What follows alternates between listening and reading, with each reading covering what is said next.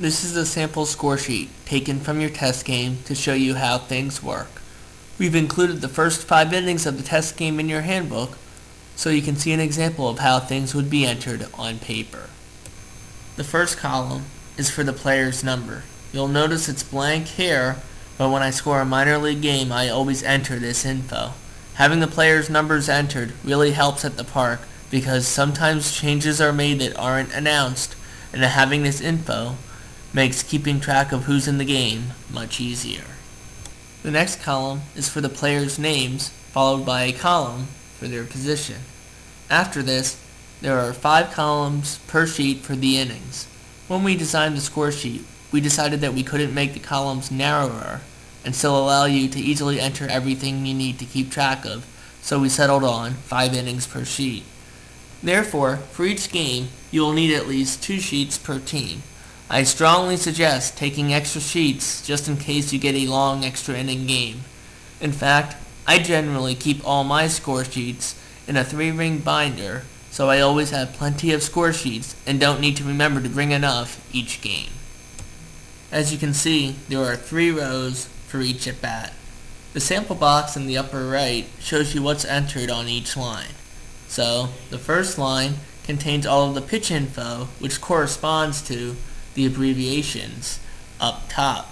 For example, B is the abbreviation for ball, T is for take and strike, and so on. XP is the abbreviation I use for pick off attempt pitcher. If it were by the catcher, I'd enter XC. If a runner is moving on the pitch and the situation isn't 3-2 with 2 outs, I put a plus sign right after the pitch, so F plus for a foul with runners moving. It's not in the list, but I use H for all balls hit into play. For example, the sequence of the first batter here was ball, ball, take and strike, foul bunt, foul, ball, foul, and hit into play. The last item in the first row is the hit plot number circled. This corresponds to the number of the hit plot on the field diagram. I keep a running count of the hit plot numbers starting at 1 and going up until I start a new hit plot sheet.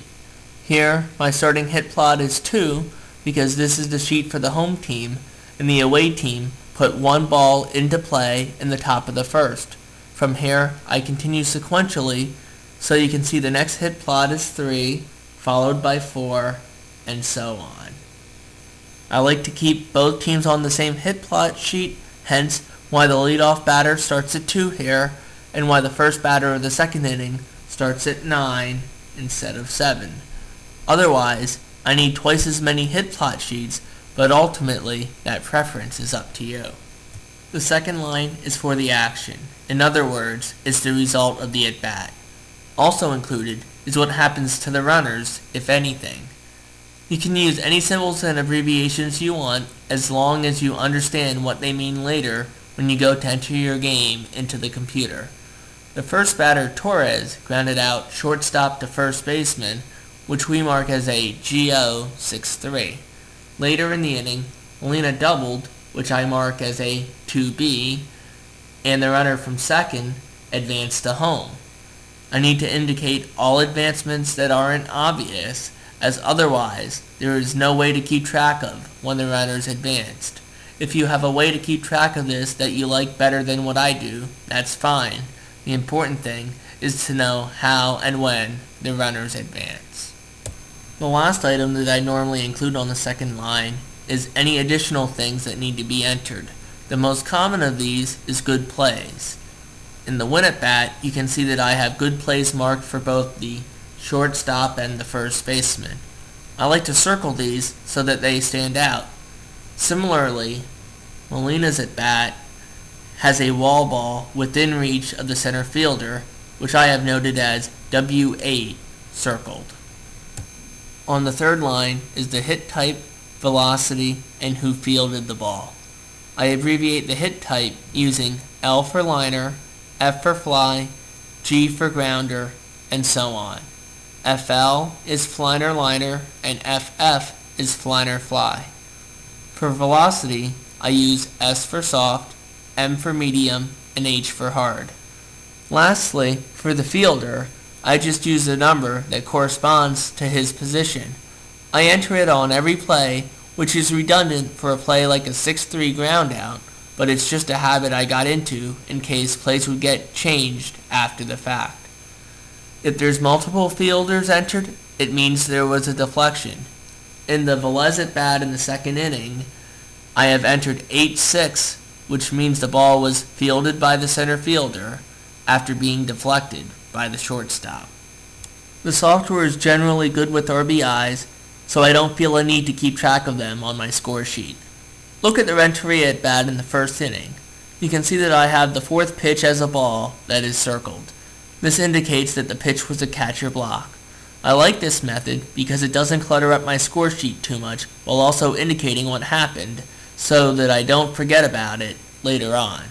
Towards the bottom of the score sheet is a section to keep track of the pitchers. It's set up so that you enter the info of the opposing pitchers, which makes sense to me since they will be pitching to the lineup on your score sheet. You can see there's a spot to enter the pitcher's handedness, the inning he came in, the first batter he faced, and the count on the batter when he came in so that you can keep track of subs in a precise manner. If there's a defensive sub, I draw a horizontal squiggly line above the at-bat the change was made on. So, if a new pitcher came in to face Uribe in bottom 2, I'd have that horizontal squiggly line right above his at-bat. If an offensive sub is made, I draw a vertical squiggly line to the left of the at-bat. So, if there was a pinch hitter for Lincecum in bottom 4, my squiggly line would be directly to the left of his at-bat. I'd also list the new player's name under the player he replaced, along with his position, as well as a small note indicating which inning he entered the game in. This is the sheet that you plot your hit locations on, using the hit plot numbers on your score sheets. Remember, Torres grounded out to the shortstop in bottom 1 as hit plot 2. We look for the number 2 circled on the sheet, and it's right here around the normal shortstop position. The fourth hit plot corresponds to a double by Sandoval that was a hard liner. We look up that number on the diagram and see that it landed in deep left center.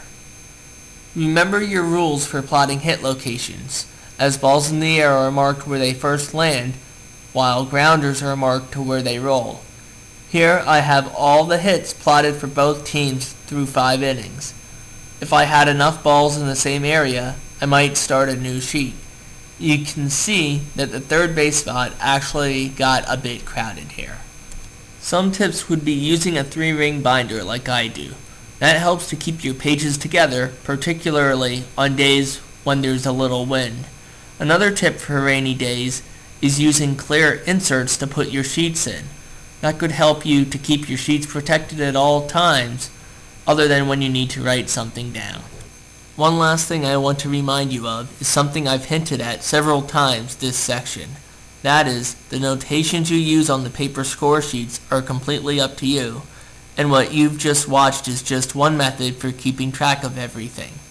Ideally, we never see the paper score sheets, so all that matters is that you keep track of things in a way so that you'll know what happened when you go to enter your game into the computer. So, if you have a method that works better for you, by all means use it.